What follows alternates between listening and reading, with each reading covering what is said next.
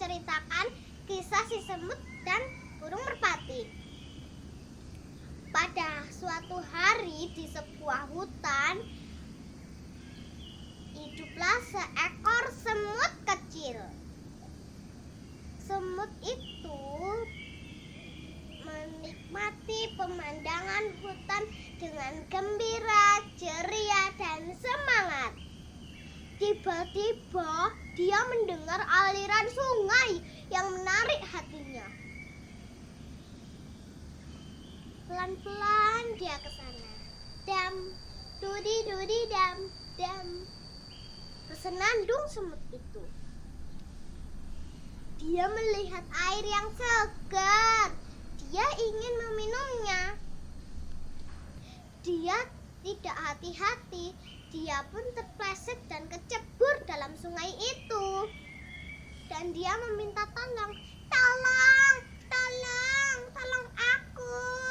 Tolong, tolong.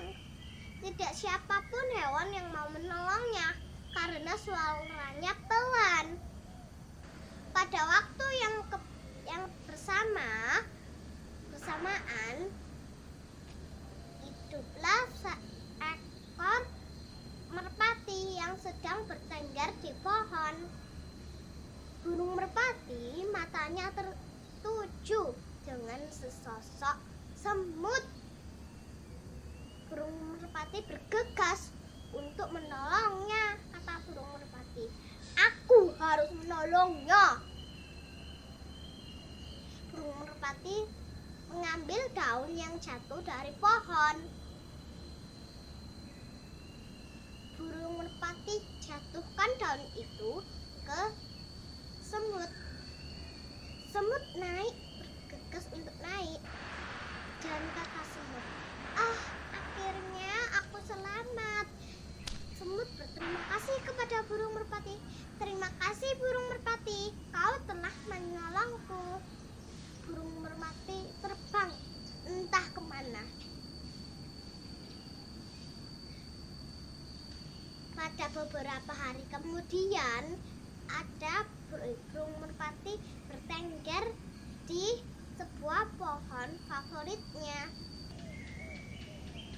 Burung merpati tidak tahu bahwa di belakangnya ada si pemburu. Semut pun datang. Semut tahu pemburu mau menembak si merpati. Semut langsung naik ke badan pemburu dan langsung menggigit tangan pemburu. Olala, sakit tangan aku. Tangan pemburu kesakitan dan akhirnya si burung merpati terbang sekuat tenaga karena kaget. Burung merpati melihat semut loncat dari tangan pemburu.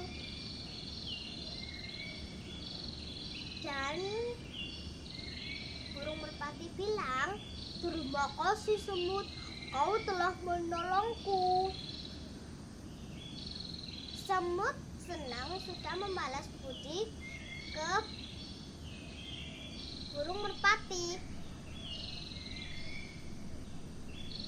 Terima kasih. Pesan dalam cerita ini, kita harus saling menolong dengan apa yang kita punya. Terima kasih sekali lagi.